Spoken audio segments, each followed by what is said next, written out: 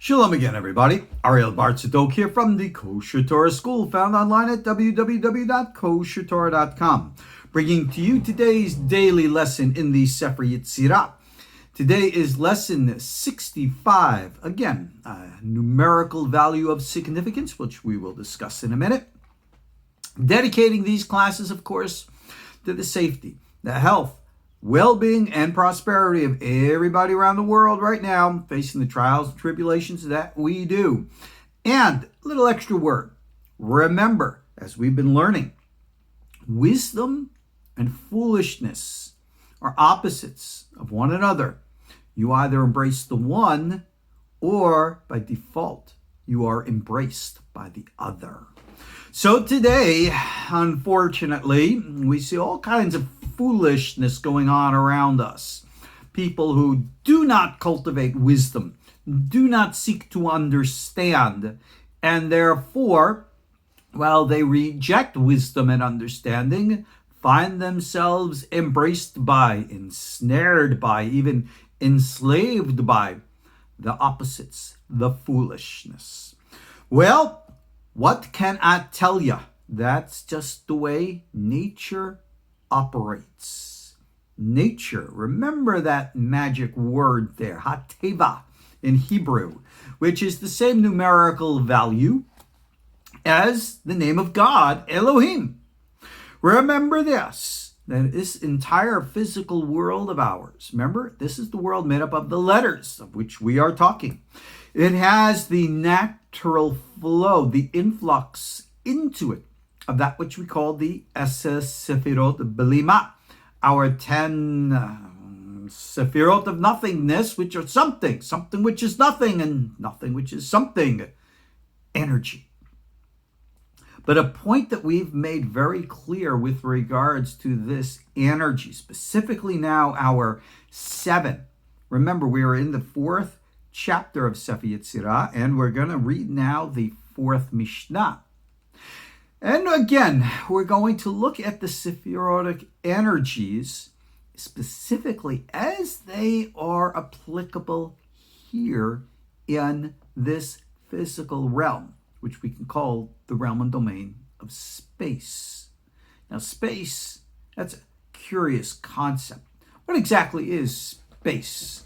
Well, you're going to say the physical domain. That's normally how we apply it. That's fine. But what are the parameters of physical space? 100 to 300 years ago, we were very Earth-centric, right? And I'm not talking about with regards to the planet revolving around the sun or the sun revolving around us, that heliocentric versus geocentric argument. You have so many foolish people out there today who deny the realities of things and will cling to geocentric ideas. I mean, good gosh, the flat earthers are back and rising, using the most valueless arguments to try to substantiate that which the most fundamental common sense disproves. But of course, they're going to get real angry at me for saying that. Hey, guys, what can I tell you? Like I said, if you don't embrace wisdom, then you are going to be embraced and ensnared and enslaved by foolishness. Ze leumat ze, this opposite that.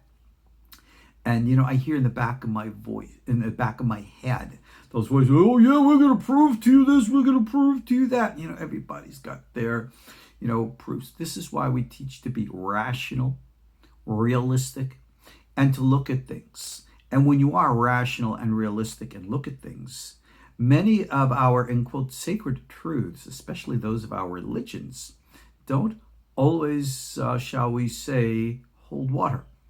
And I might say that with regard to the ideas and beliefs of other faiths, but I will never limit it to that. I'd be insulting them and myself. Even my own faith, my own Jewish faith, remember, is built upon the concepts of moral edification, what we call midrashic or embellishments, and not necessarily absolute historicity. No, of course I believe Torah is from Sinai and Moses and all the rest of that biblical stuff. But I also, as a scholar, must recognize the reality and nature of literature. So when I come and read the Bible, I recognize how and what the 5 books of Moses, the Torah, is meant and supposed to mean, what the historical books of the prophets are supposed to mean, and the metaphorical, poetic essence of the writings are supposed to be. So when I discover, for example, that the book of Job is a novel and not history, I don't got a problem with that. When I come to the stories in Genesis and I recognize that they are metaphorical, written in a traditional Mesopotamian form of literature, which was normal at the time, well, I shrug my shoulders and say, yeah, that's the way it's supposed to be. Normal. In this physical world of ours, nature, which is normal, takes the course. So when it comes to our exploration of any subject, we must do so with that rational and logical way. That's that Bina, which is the world of our letters, which gives a vessel for and a form for the invisible sefirotic influence, intuition, to come in to us. And this is how we must always, look at things in this world. So please understand the importance of this fundamental lesson. That's something on my tongue there. Sorry about that. But let's turn now to Mishnah 4 and apply what we've just learned. Sheva kefulot, 7 doubles, beged KaPoReT, our 7 double letters, bet gimel dalet, kaf peresh tav. Now, right away, ma'ala umata, mizrach umarav, tzafon udarom, above and below, east and west, north and south. Okay. The Hechal HaKadosh mechuvan be'emtza, and the holy palace is focused, mechuvan, focused, if you will, in the middle. V'hu noseh et kulan. Now this is the real weird, and it says hu noseh, and it carries them all. Okay. This is an actual the real explanation of this.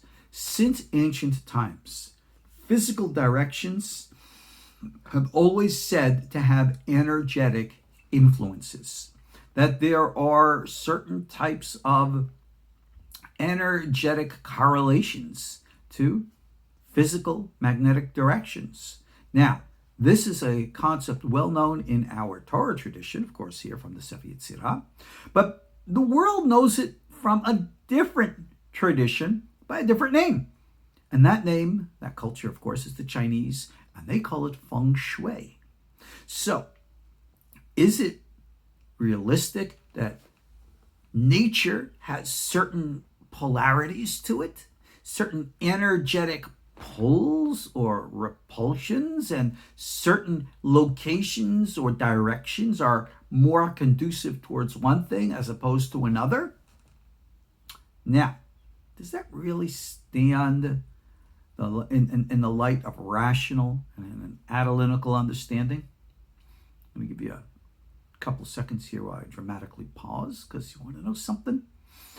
If I want to make a mathematical formula, and I want to say that, yes, this specific direction on the compass has this specific correlation to this and that influence on human behavior or opportunity.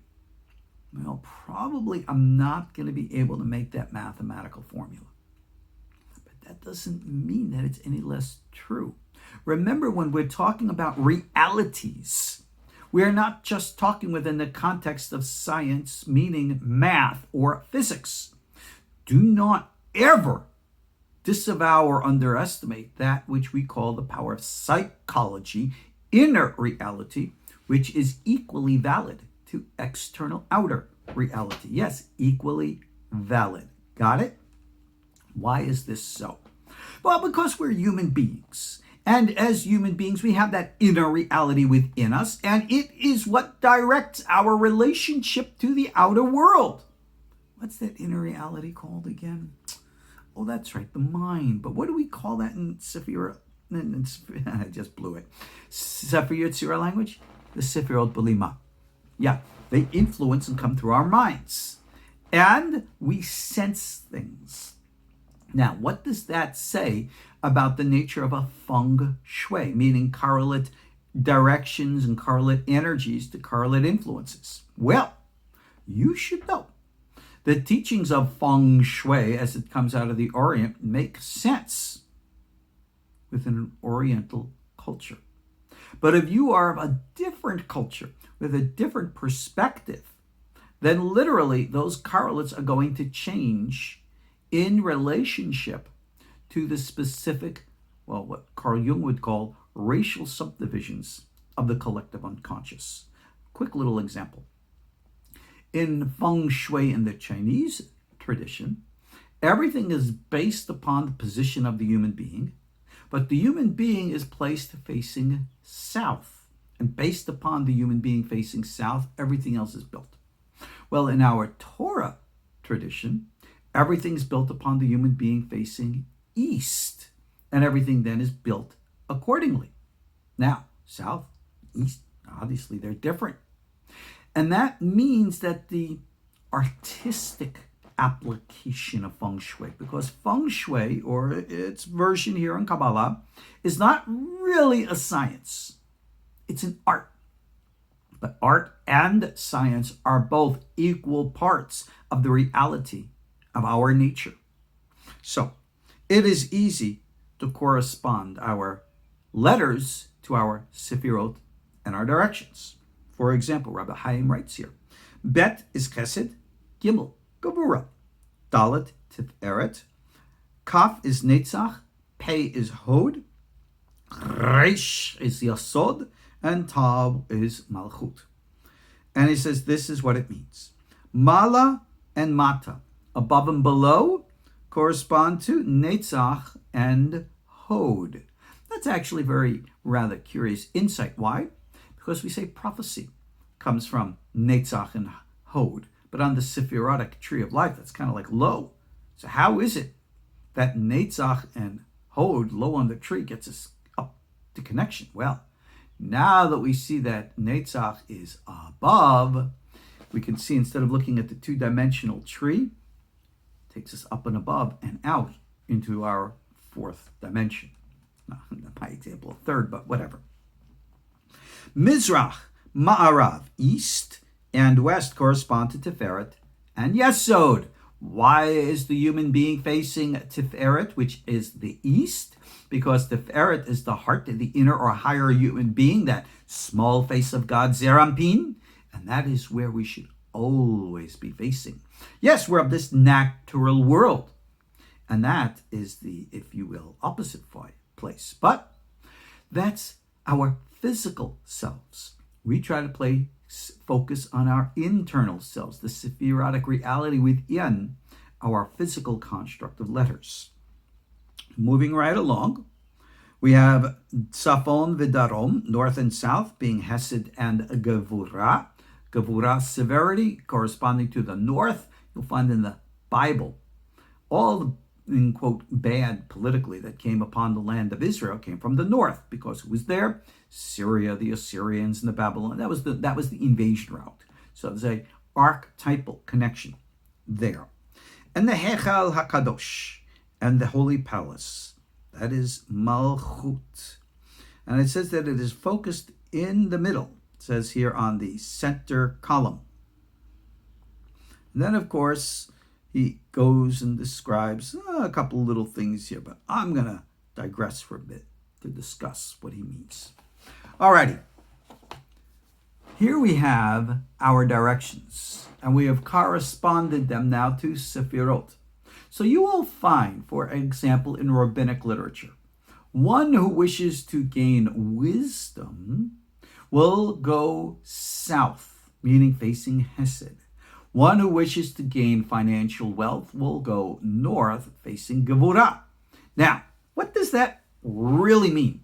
That if you want to be wise, you have to live in Miami, and if you want to make money, you got to live in New York or Boston, maybe even better yet, Montreal, right? Talk to the people in New York and Boston and Montreal, and I'm sure they're going to tell you Not everybody up there is wealthy. Go down south. Go down to Miami. Go down to Houston. Oh, what the heck? Why stop there? Let's go down to Mexico. Let's go down all the way to the equator. Beautiful areas, lovely places. But ask the people who live there, is everybody in your areas truly wise? You'll get a real belly laugh out of that one, right? No. To correspond actual influences in the physical domain, which is how this was originally understood, still has its realistic limitations. Why?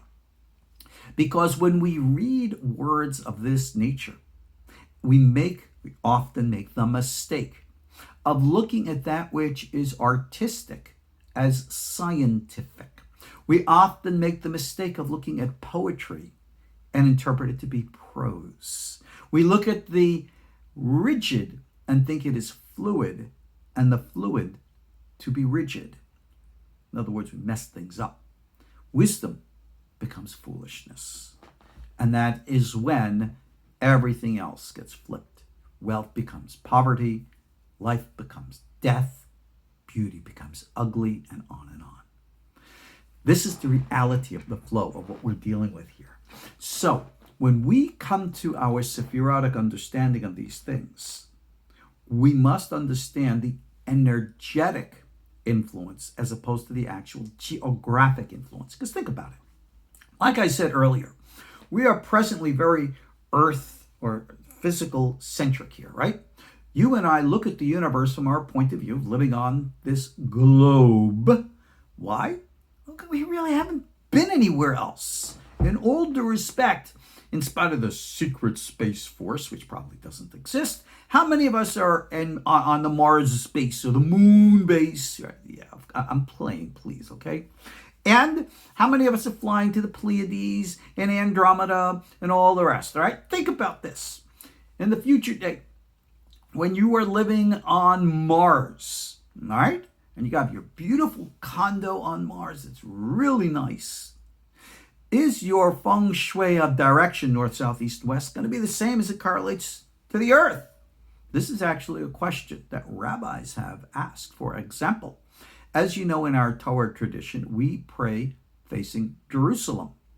Let's put you a couple of centuries out, and you're living on the moon, the Mars, whatever base, and some of the moons around Jupiter, Saturn, or possibly in another solar system. What direction do you pray then? A, where's the earth? Oh, more so, where is Jerusalem? Now you'd say, well, we don't have to worry about that. Oh, but these are things actually rabbis have speculated. They ask about these things in questions of Jewish law. So we recognize that when we, in quote, face Jerusalem, well, on earth, if you're living in the Western Hemisphere, you face east. If you're living in the Babylonian Empire or Iran or India or China, you face west. All right. If you're living in Russia, you face south. And if you're living in Ethiopia, you face north. All right. That's physical geography. But the Kodesh HaKodeshim, right? The Hechel is Mechuvan Be'emtza. Malkhut, which is the focus, which is the temple. It's not in the directions. It's the focus of center. This physical reality of ours is the focus of the center. And when we look at all of these energetic influences and how they come and influence us psychologically and artistically into the physicality, then we begin to understand the experience of these sefirotic pathways. How wisdom becomes foolishness, how wealth becomes poverty, or the opposite. Everything focused on the center, which, as it says here, is noseh, holds them up. Because this is the anchor and the importance of our physical reality in which we live. And why it is so vital. Remember, physical reality, we said, corresponds to nature world, corresponds to the name Elohim. But when we pray to God in this world, we refer to God as Adonai, Lord, Curiously, Lord Adonai, the name of God we play, numerical value is 65. And like I said in the beginning, this is lesson 65. And everything that I've just taught you are the secrets of the name Adonai. Pay attention to it. Check out our courses online. And God be willing, I'll pick up in our next class and we'll move forward. Talk to you all then soon. Shalom.